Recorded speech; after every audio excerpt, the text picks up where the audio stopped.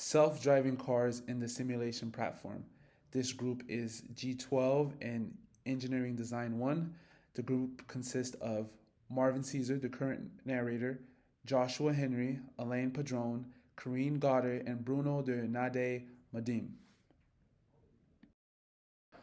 Before I dive into the topic, I want to quickly mention how our team was able to utilize Microsoft Team. This was personally my first time using it, and I had a great time using it, and I will be using it again in the future. I was able to create posts. I was able to share sources using links. We were able to conduct multiple conference calls. In addition to this, the weekly meetings that we had to write and upload, they were all uploaded via Microsoft. So we were able to share those files, and we were able to set dates for our team meetings, which was very helpful and beneficial for organizing our project in this way.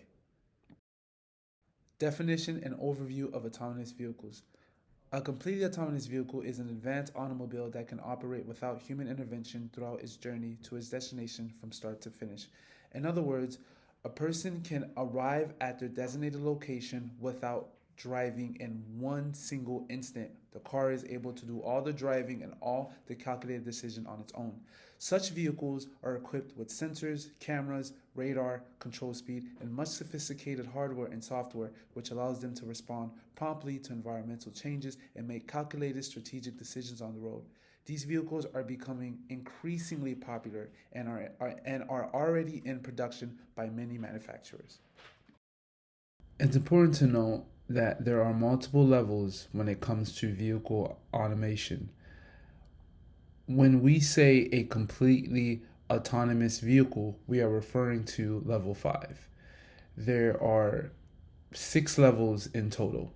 Level 0, no automation. Level 1, driver assistance. Level 2, partial automation. Level 3, conditional automation. Level 4, high automation. And what we are most focused about is level 5, full automation. As the levels increase, the vehicle's capability is able to do more on its own and able to take more control and make decisions on its own. From level 0 to level 2 is what we already see in most modern vehicles, such as assist when switching lanes, when your hands are off of the steering wheel, if your steering wheel shakes, that is a form of vehicle automation, and your vehicle just braking when it sees on its own, when it sees that it's getting too close to the vehicle in front of you. All those are different levels of automation as far as vehicle goes. And in this presentation, we'll be focusing solely on full automation, which is level 5. This chart demonstrates the size of the global autonomous car market in 2021 with a forecast through 2026. As you can see in 2021, up into 2026, there has been a steady increase in the production of autonomous vehicles, demonstrating that they are becoming more popular and more companies and consumers will be utilizing them. Self-driving car simulations. Many concerns exist about how efficient these vehicles are and the degree of safety provided in such use. With regulatory and safety concerns present, a solution is to use simulation in a controlled environment to test the functionality and scrutinize different case scenarios of these vehicles. The ultimate goal is to ensure all components of the system work as expected in indeterministic scenarios. There are low levels and high level simulation testing. Self-driving car simulations mock the behavior of the complex systems of autonomous vehicles that are in a real-world environment so that engineers can verify the actual behavior of the car in a non-testing environment. There are low-level and high-level simulation testing. The high level is used to measure vehicles' behavior in a large space, such as a big city. The low level is for testing in a miniature space with predictable scenarios, such as cases involving an inevitable car crash at the intersection of two streets. Thus, engineers can observe the vehicle's behavior. Thank you, Marvin. Hello, everyone. My name is Alain Padron, and I'll be going over the relevance of autonomous vehicles to the engineering design and practice. And within this section, I'll have some major topics of discussion. First and foremost being the safety of an autonomous vehicle or self-driving cars, and how we can try and simulate some of the safety aspects of self-driving vehicles and later apply them to an actual physical real world environment, see how those factors translate over. I'll also be going over the new technologies and kind of data collection methods that are being used nowadays, and how emerging technologies such as AI, machine learning, and deep learning have been used to help hasten the adoption of self-driving cars and move technology further within the software space of self-driving cars.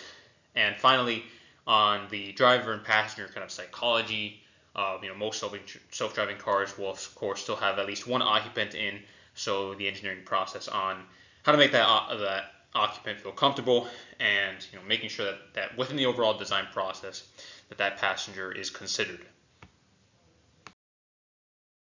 First and foremost, safety in terms of autonomous vehicles and how it's part of the engineering design process. So one of the biggest challenges, if not the biggest challenge of the self-driving car platform, is trying to garner consumer support and business support, specifically in terms of safety.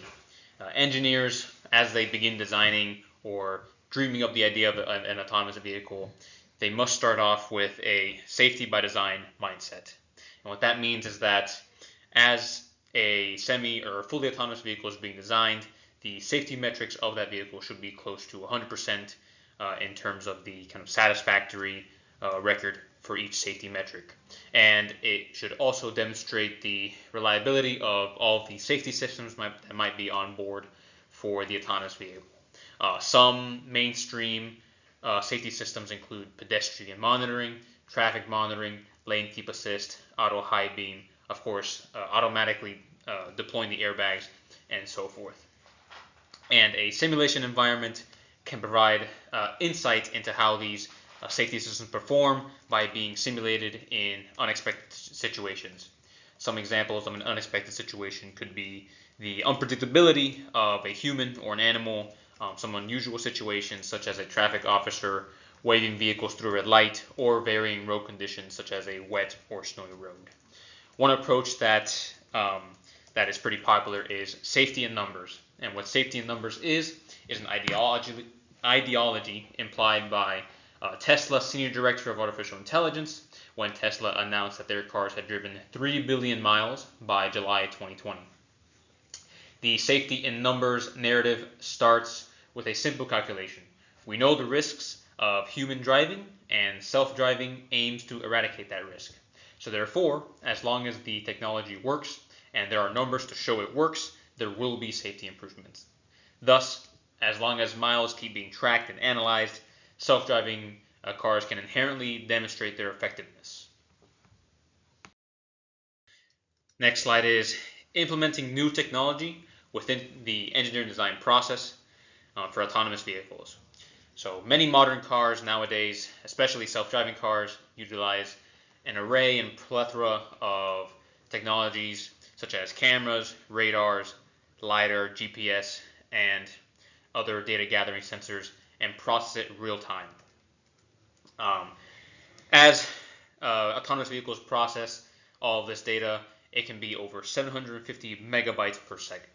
And it's expected that as the software implementation improves, as more sensors and cameras are added to self-driving vehicles, the numbers in the data processing are expected to increase. So in the engineering design process, the engineers need to consider the software and algorithms just as well as the hardware and vehicle structure and safety that is inherent to the vehicle. And developers, in terms of this, should follow certain guiding principles. Those are continuous integration, continuous delivery, continuous deployment, and continuous experimentation. Continuous integration is the practice of integrating the developer's work in the code base several times a day in order to decrease the probability of facing integration conflicts. Continuous delivery is the practice of producing software in smaller cycles so that it can be released at any time. Continuous development goes one step further, meaning that whenever the software is ready to be released and delivered, it should be done, thus deploying the software to the units every time it is possible. And finally, continuous experimentation is a recognized and increasingly adopted practice, especially in the context of web-based platforms, but it essentially enables product developers to perform controlled post-deployment experiments to collect significant data and statistics. And the software developers behind a self-driving car can use these principles to make sure that the code is developed at an efficient and effective rate, but is also tested as releases are made and the self-driving capabilities improve. And developers could also take advantage of emerging technologies such as artificial intelligence, machine learning, and deep learning, which I listed earlier, as they are other avenues to explore that can help gather more data and also refine the model itself that the self-driving car is using and just implement the data better. I know many of you are keenly aware of ChatGPT, a large language model developed by OpenAI, and how it's readily used today by large corporations. The same technology can be applied to self-driving cars. So while simulating all this would be difficult, it's important to consider and leverage into the design process so that when it's eventually sold to the customer, you have a polished and furnished product. Continuing on in implementing new technology, cybersecurity is also a large cornerstone as more and more software is being integrated into autonomous vehicles, and the defense of some attacks, some of which are classified as security architecture, intrusion detection, and anomaly detection, also have to be a big part in the engineering design as more and more software is being used. And along with that software, there is most undoubtedly going to include some of the metrics of the driver or owner or passengers of the vehicle. So this includes kind of the driving patterns, just general information, maybe weight, height, etc. of the users using that autonomous vehicle. And this will bring up some of the privacy concerns regarding some of that information and why cybersecurity is an avenue to explore within the design of a self-driving vehicle. And kind of the leading manufacturers that we can look towards on how to package all of these elements together, the hardware, the software, the new technologies, are just our mainstream manufacturers. We have Tesla, Cadillac, Honda, Toyota, BMW, and even Mercedes. They all have their own sort of autopilot or autonomous, semi-autonomous driving packages that are included with each new vehicle. So they are one of the kind of ideal models to look at in the design process that can help us fully develop an autonomous vehicle. My last slide in the relevance of autonomous vehicles to the engineering design process is human psychology. So as an engineer or as an engineering design student, you also need to consider kind of the psychological aspects of not only the driver but other occupants within the self-driving vehicle and ultimate design. As for self-driving cars, there needs to be a level of trust between the human and other occupants and the car itself. This is because in the legal aspects, any misfortunes that would result from the vehicle, whether it be an accident or of the sort, it is the human behind the wheel who will be ultimately responsible for any of those proceedings. And on that legality, studies have shown that there is a trend of decreasing comfort of the human and its occupants as the external human supervision on a vehicle is reduced. So with all that said, engineers would need to consider or work with designers to better create a livable system and comfortable environment that the users and other occupants would be in as the self-driving car kicks forward. And although all this would be relatively difficult to simulate, it can still lead to applications in the real world and extend to an ethical design and also the legal ramifications of autonomous vehicles in the real world. Okay, with all that said, I'll kick it over to Joshua, who will explain more on the ethical aspects of self-driving vehicles. Hello, everyone.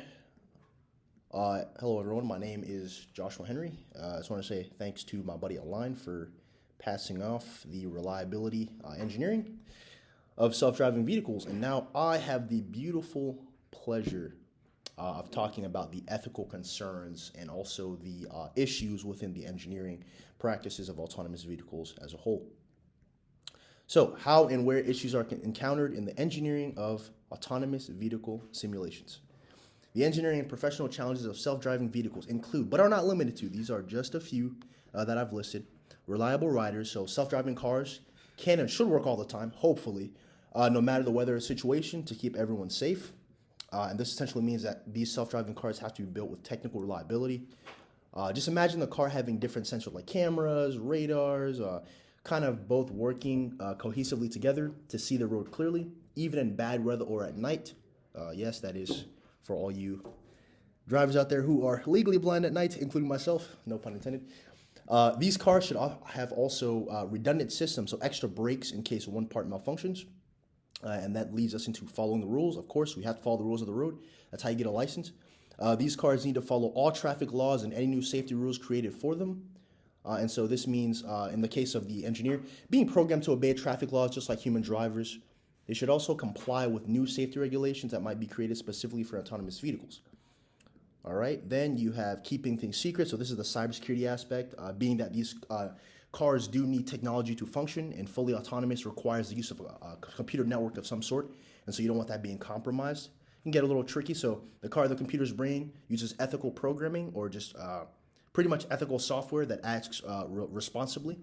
And it needs to be able to make split-second decisions. So in an instant, just like the human brain can in any given day, in an accident situation. And engineers are also working on this to figure out how to program the car just to avoid causing people harm. We also have a couple more things like building trust, road makeovers, working together, helping the planet. We have to make sure that these are environmentally friendly. So reduce, reuse, recycle. That is the kind of thing that I'm getting at here. And future jobs. So basically making sure that the future generations and of people are skilled enough to be able to handle these types of occupations in the future, because we're definitely going to need them. All right, moving on. How and where issues are encountered in the engineering of autonomous vehicle simulations, with a focus on specifically the social justice aspect. All right, so social justice engineering concerns further discussed. All right, we have equity and accessibility. So we have the risk of digital divide and geographical inequality. So a third world country compared to the United States, which is like a first world country, being able to access self-driving technology. We have job displacement, potential loss of jobs in transportation sectors, and the need for retraining programs. We have safety and biases, concerned about algorithmic bias, and the need for stringent or strict safety standards for all users. This is very important. Once again, we emphasize privacy, data collection. I don't know about you, but I don't like my information being collected without me being knowledgeable or aware of it. We have potential for increased surveillance and protection of civil liberties.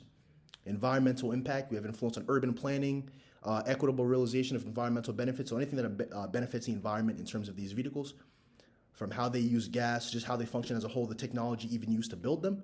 And of course, we have ethical decision making. So as I referred to previously, programming ethics, so the split-second decision making, and establishing accountability for these vehicles, because it is technology at the end of the day, and it does need to be supervised.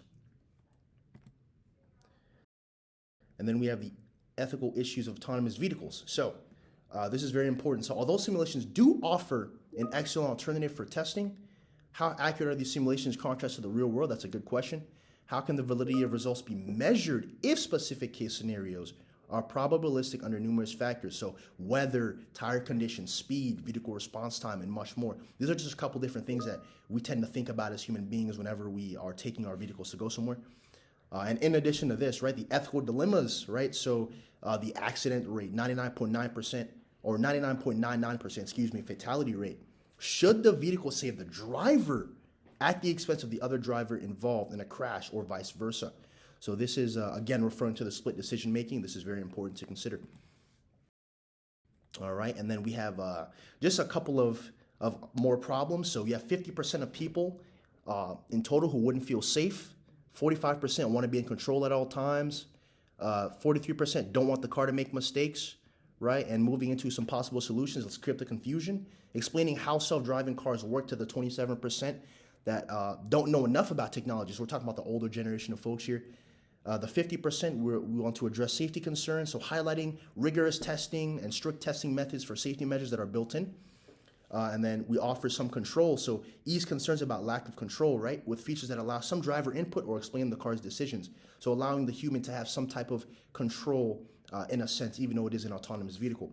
And also we have the, once again, emphasis on the cybersecurity aspect, so protecting from hacking, addressing hacking worries for the 23%, right, concern that the vehicle can be hacked, which is true because it is connected to a network. So just implementing strong cybersecurity measures like software updates and just making sure that that data is encrypted because we all, like I said before, we do not want our information getting out in the wrong hands. Threat actors are very hungry nowadays, especially in this age of AI, and so we've got a lot of work to do. But moving on, thank you for the informative. Thank you for allowing me to educate you, and I'm going to now pass it on to my colleague, Bruno. Hello everyone, my name is Bruno, and I'm going to talk a little bit about the applications and impact on society.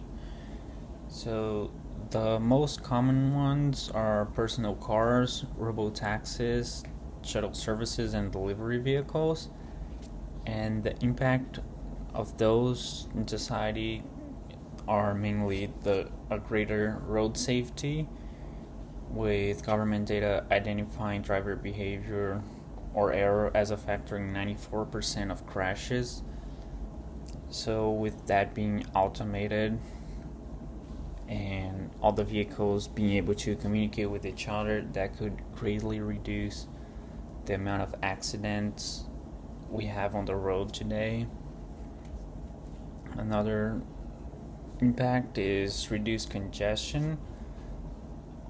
With fewer crashes and fender benders, it also means fewer roadway backups, and autonomous vehicles are programmed to maintain a safe and consistent distance between vehicles and can also move as quickly as the car in front of them moves. So there's not a delay in reaction as humans have when like a red light comes on. Another factor is environmental gains. With fewer traffic jams, there are less people stuck in traffic and just idling for a long time, so everyone can move quickly from one place to another and potentially reducing fuel emissions. Another factor is more productivity. With less congestions, it also means less commuting time, and also with autonomous vehicles, when they get to the point where people don't have to monitor the vehicle moving, they can also use that time for productivity. Maybe they have some work they need to get done, and they can do that in their car without having to worry about traffic while the car does all the work. Another impact is greater independence for people with disabilities, for example. Or older people, as autonomous vehicles can help them get from one place to another without having to have someone with them to drive them, or even not having to have any adaptations on their cars.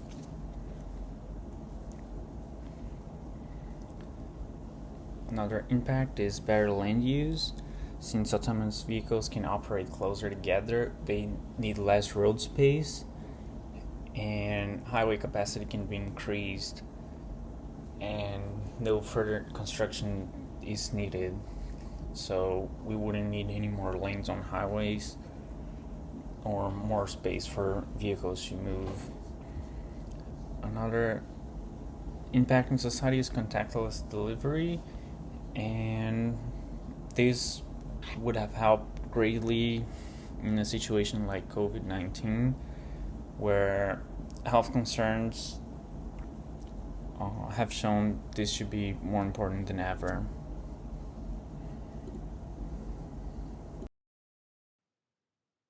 Hello, everyone. So first up, opportunities. Technology has come a long way, especially with algorithms, making simulations very accurate. This means we can test self-driving cars in virtual environments that mimic real life. Self-driving cars can make our roads a lot safer by cutting down on accidents caused by human mistakes. They can also help reduce traffic jams and make traffic flow better, so we can spend less time stuck in traffic. Another important part is the environment. Autonomous cars can choose the best routes for fuel efficiency, which means less pollution. If we use electric, self-driving cars, we can make a huge impact in reducing emissions. Now, for challenges. One big issue is making sure these cars are always safe and reliable. Even with a lot of testing, it's tough to predict every situation they might face, like bad weather or tricky road conditions. Another challenge is the legal aspect. Different countries have different laws, and creating rules that work everywhere is difficult. We need clear and consistent regulations to make sure these cars can be used safely around the world. Technology can also be a challenge. Simulations aren't perfect and might not always match real-world conditions. Limits in computing power, machine learning, and sensors can affect how well these simulations work. If you want to learn more about this topic, books and academic journals are a great place to start. They offer detailed information and the latest research, which can help you get a deeper understanding of autonomous vehicles. Websites are also very helpful. The MIT Technology Review has great articles on driverless cars and their simulations, plus industry reports and white papers can give you the newest insights on technology trends and regulations, as well as other resources mentioned. Lastly, autonomous cars have the potential to make our lives easier and our environment cleaner, but there are also still challenges to face.